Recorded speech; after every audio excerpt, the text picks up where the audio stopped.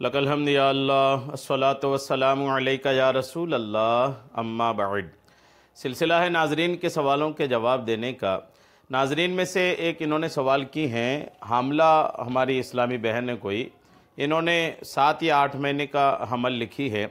اور یہ کہتی ہیں کہ میں اتنے مہینے کی حمل والی ہوں تو کیا میں بیٹھ کر نماز پڑھ سکتی ہوں؟ یہ ان کا سوال ہے۔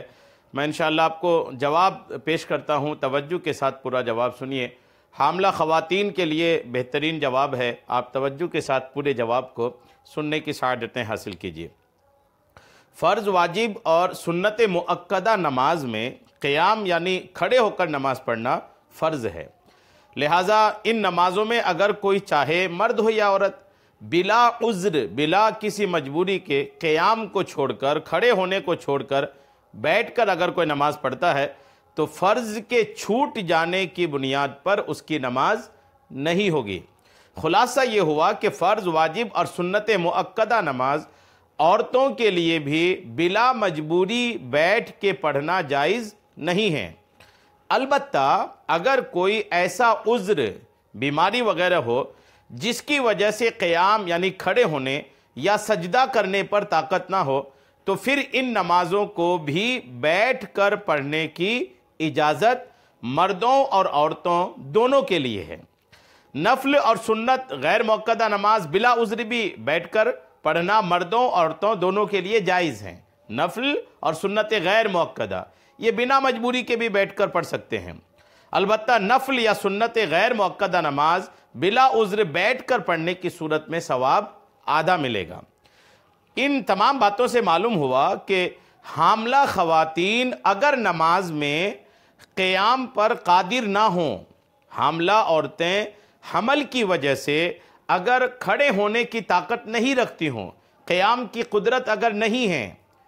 وہ حمل کی وجہ سے اگر ایسا ہے تو انہیں اگر اتنی طاقت نہیں ہو کہ وہ کھڑے ہو کر نماز پڑھ سکیں، یا کھڑے ہو کر پڑھنے میں حاملہ عورت کو یہ ہے کہ اگر وہ کھڑے ہو کر پڑھتی ہیں تو ان کی یا بچے کی، جو بچہ حمل میں پل رہا ہے، اس بچے کی صحت کو نقصان پہنچنے کا اگر اندیشہ ہو